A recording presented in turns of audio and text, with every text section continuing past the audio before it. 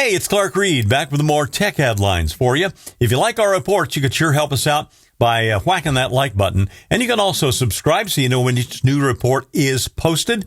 Here's another downside to AI, I'm afraid. Engadget.com reports that Google has announced the first ever discovery of a zero-day exploit made with AI. Zero-day vulnerabilities are often the most dangerous since they're unknown to the targets, leaving them 0 days to prepare for the attack. Google said the threat actor was planning to use it in a mass exploitation event, but the proactive discovery may have prevented its use. Google added it doesn't believe its own Gemini models were used, but it still has high confidence, quote unquote, that an AI model was part of discovering the vulnerability and weaponizing of an exploit. Google and Anthropic have both been building measures into their systems to try to get their models to prevent them from creating a high severity vulnerability. That's at least what the hope at this point. But boy, I'll tell you, that's a little scary. Apple has unleashed iOS 26.5 now, and in addition, iPad OS 26.5, which give the promised end-to-end encryption RCS with Android phones. And according to MacRumors.com, this feature does have to be carrier supported, and the Android phone will need support for the feature too. If so, we finally get end-to-end encryption to our phones with our friends that have Androids if we use an iPhone. Those encrypted texts will have a little padlock symbol, so you'll see that just the same as you see on your encrypted browser.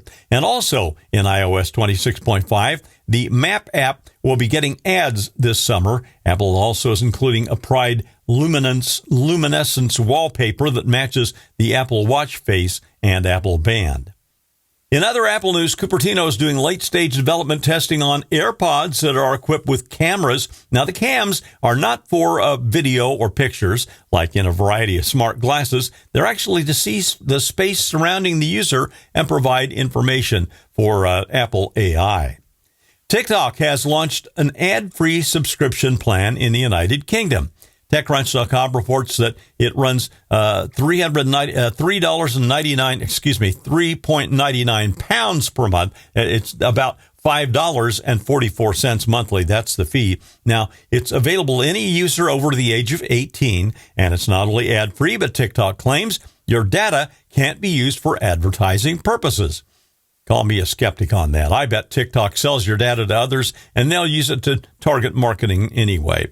There's no ad use because there's a UK general data protection regulation, but third-party brokers will probably be able to get their hands on your data, and so far, no word on whether or not the ad-free paid subscription will come to the U.S., where there's no restriction on them selling your data.